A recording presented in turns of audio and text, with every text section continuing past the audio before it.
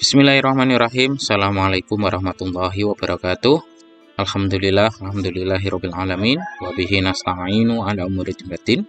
Asyhadu alla ilaha illallah wa asyhadu anna Muhammadan abduhu wa rasuluh. Amma ba'd.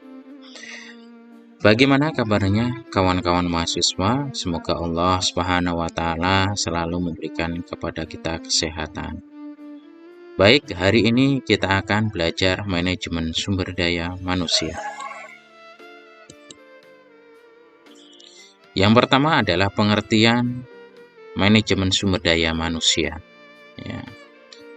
Adalah proses pengolahan manusia. Pada dasarnya, manajemen sumber daya manusia itu adalah mengelola sumber daya yang dimiliki oleh perusahaan. Ya. Maka di dalam perusahaan itu ada namanya bagian MSDM. Ya. Nah, pengelolaan sumber daya manusia itu melalui apa saja? Melalui dari perencanaan, dari rencana awal, kemudian rekrutmen, seleksi, pelatihan, pengembangan, pemberian kompensasi, karir, keselamatan dan kesehatan kerja, serta menjaga hubungan industrial sampai pemutusan hubungan kerja guna mencapai tujuan perusahaan dan peningkatan kesejahteraan stakeholder. Kemudian fungsi manajemen. Fungsi manajemen secara umum itu ada 4. Yang pertama adalah perencanaan, pengorganisasian, pelaksanaan, dan kemudian yang terakhir adalah pengawasan. Perencanaan adalah suatu perusahaan tentu akan merencanakan diantaranya adalah jumlah karyawan, ya, berapa.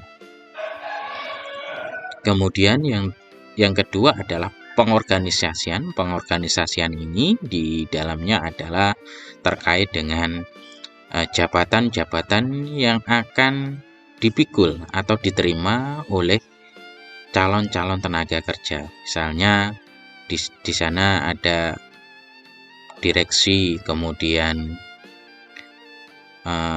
bagian administrasi, kemudian bagian marketing, terus kemudian ada pegawai biasa dan sebagainya. Kemudian yang ketiga adalah pelaksanaan. Nah, dari perencanaan, pengorganisasian, kemudian dilakukan namanya pelaksanaan. Dan yang terakhir adalah pengawasan. Semua kegiatan-kegiatan tentu perlu adanya pengawasan agar pekerjaan tersebut bisa berjalan dengan baik. Maka evaluasi itu sangat penting dalam pengawasan. Kemudian selanjutnya adalah fungsi manajemen sumber daya manusia. Apa sih manfaat atau guna sumber daya manusia itu? Yang pertama adalah analisis jabatan, kemudian penarikan, seleksi, pelatihan dan pengembangan, evaluasi kinerja, kemudian kompensasi, kemudian jenjang karir, kemudian keselamatan dan kesehatan kerja, kemudian hubungan industrial, kemudian yang terakhir adalah pemutusan hubungan kerja. Jadi guna atau manfaat sumber daya manusia itu adalah salah satunya adalah analisis jabatan untuk melihat jabatan-jabatan, jumlah tenaga kerja, kemudian jabatan ya yang ada dalam perusahaan itu. Misalnya guru kita mendirikan sebuah perusahaan fotokopi misalnya.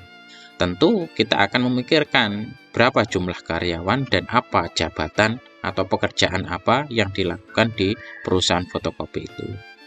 Kemudian dilakukan namanya penarikan selanjutnya, tahap selanjutnya ya,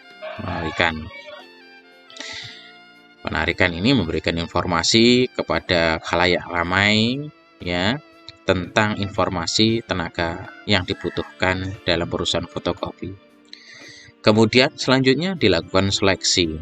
Nah, ini adalah tahap yang paling penting dalam sebuah manajemen sumber daya.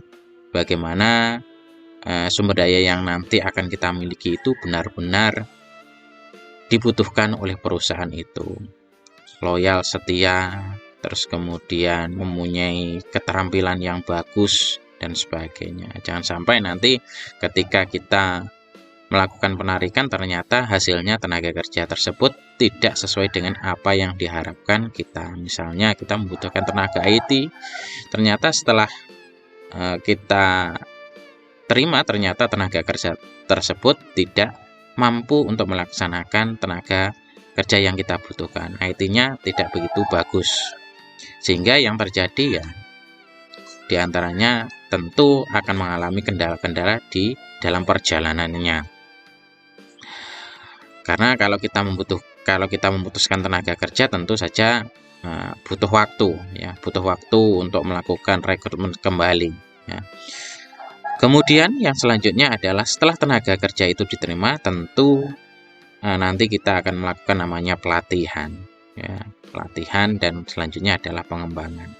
Kemudian dilakukan namanya evaluasi kinerja ya, penilaian kinerja, kemudian kompensasi ya, terus kemudian jenjang karir, keselamatan dan kesehatan kerja.